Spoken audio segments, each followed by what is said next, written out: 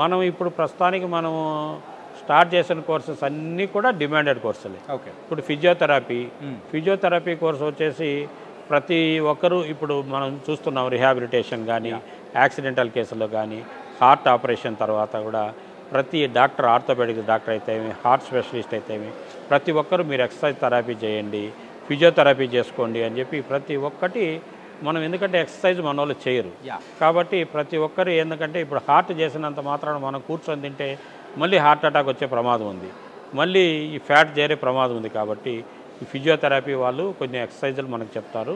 ఈ doctors busy schedule వలన doctor పెద్దగా కేర్ తీసుకోలేరు కాబట్టి ఫిజియోథెరపీ డాక్టర్ అనేది ఇంట్రెస్ట్ చేస్తారు.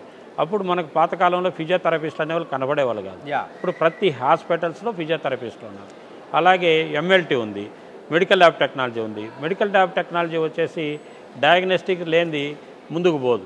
ప్రతి ఒక్క డాక్టర్కి డయాగ్నోస్టిక్ రిపోర్ట్ చూసి ఫస్ట్ పోతూనే డాక్టర్ చూసేసి టెస్ట్ చేసుకున్న పోయిన తర్వాతనే దాన్ని బేస్ చేసుకొని ట్రీట్మెంట్ ఇస్తారు.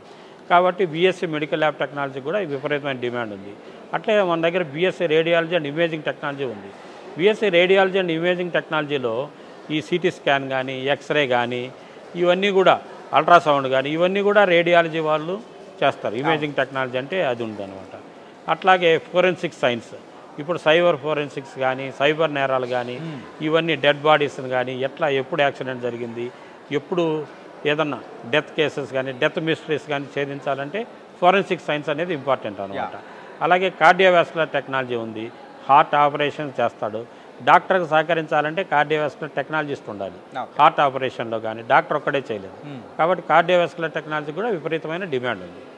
ఇవన్నీ కూడా డిమాండెడ్ కోర్సులు మంది. ఫోరెన్సిక్ సైన్స్ కానీ, ఫిజియోథెరపీ కానీ, కార్డియోవాస్కులర్ టెక్నాలజీ కానీ, మెడికల్ ల్యాబ్ టెక్నాలజీ కానీ, రేడియాలజీ కానీ, ఇవన్నీ కూడా హైలీ డిమాండెడ్ కోర్సెస్. కాబట్టి మన స్టూడెంట్కి 100% జాబ్ 100% వస్తుంది.